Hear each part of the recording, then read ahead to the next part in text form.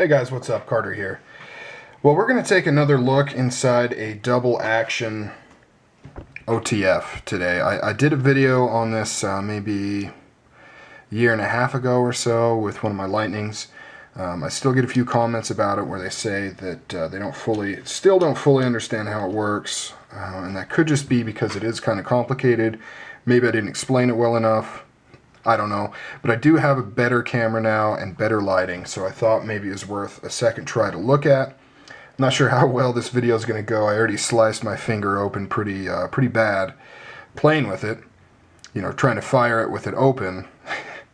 And this is actually, it's sharp, it's a dagger blade, so it's sharp on both sides, so that was kind of a stupid idea to use this one. The lightning would have been much better, but figured I'd give it a try. Sliced me right there, so I apologize if I don't move my hand that much. It literally happened like 2 seconds ago. Just stopped bleeding, so hopefully I can still do this. Now I've got this taken apart. Obviously, here's the button here. Here is the knife. And like I mentioned before, it's pretty complicated how this thing works. A lot going on, and it all needs to work correctly in order to get this thing to fire, as it should. So let's go ahead and take this off here. Take off this cover, and then you can kind of see what is on the insides. Now here is the carriage that the springs are housed on. You can see it's got multiple tabs here on this side as well as on this side. Those are both important to its action. And then it has two springs here, but they're both just attached to these metal planks that go around the carriage there. So these just wrap around. I don't want to take it off because then I gotta, well, okay, I'll take it off. So here's the springs. You know, pretty simple. They just attach on here and attach on the top here. And that's why I did not want to take those off. Okay, there we go. This tab here, this is actually what your button goes into. See how it has that piece missing? That fits on there, so this allows you to manipulate this carriage up and down, this rail, I guess. Now here we've got the blade in the housing. Things that are important here is this disc right here is important, and these two gates right here. So right now this is in the closed position, and as you can see it's not coming out. That is because of this gate right here. Has a little spring that constantly want to push these this way. So if you move this over, if I had something that didn't close on me, move that over, all of a sudden the blade can move freely, and you'll see this gate all of a sudden engage right there, and that's what prevents the blade from closing once that's open. And then if you go like that, that one closes as well. So one thing to keep in mind with these double action OTFs is, you know, if you're trying to determine if they're practical, you know, if they're strong, if they can be used for hard use, remember when this is open and locked open, the only thing keeping this thing open is this little piece of steel right here, and it's only actuating on this little corner. So not a ton of strength in terms of keeping this blade open. So definitely something to keep in mind. These are not hard use knives at all, double action OTFs. And I'm not saying they're not practical or they can't be used, I'm just saying they're not hard use. You don't use these for difficult, strenuous tasks.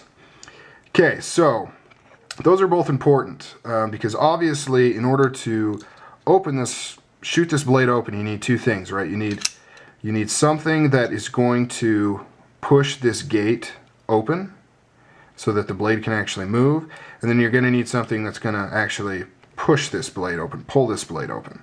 And that is all handled by this guy here. So when you're opening the blade, imagine this button on the side here, just like this. When you're opening this blade, this tab is going to be around the bottom tang of here. So this spring is actually attached to this blade. Now this, if you can picture it here, so it's going to be like that.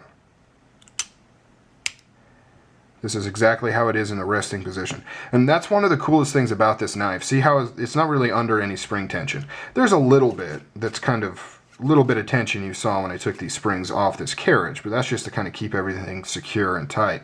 But there's not actually any spring tension. What happens is when you go, this is how I cut myself, by the way. When you actually go to open this knife, see how you're stretching that spring? So you're just moving the carriage and the bottom spring is attached to the blade. And so do you see how when you push that carriage, what we're looking at is right down here next to that gate. So we're building the spring tension, which we need to fire the blade. And the other thing, if you remember, is we got to get that gate taken care of.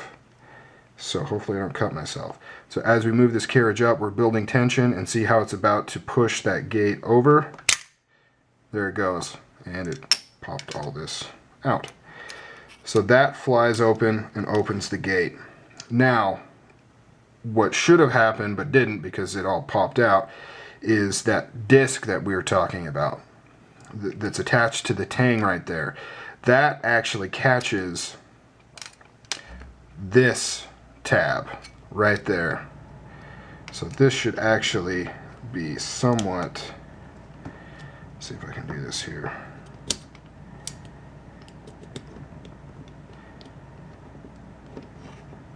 Get this down here. Okay, so that's like that, and then this should actually be stretched up just a tad.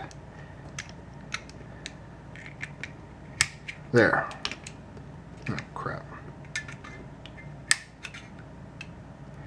Okay, so there, I got it. Sorry about that, guys. So see how that is now attached to the tang at that point? So basically, what we'd be doing now is the exact opposite of what we did before. But instead of the spring pulling on the bottom of the tang like it did in the closed position, it's now attached to that disc that's attached to the tang. So as we pull the button down now, we're building tension by just moving the carriage. And this time you won't be able to really see it because it's actually on the flip side. I'll show you here in a sec. So on the flip side, so here's the gate that's holding the blade in the open position. On the flip side is a little groove on the other side of this that does the same thing as this little triangle. It's going to push this gate out of the way.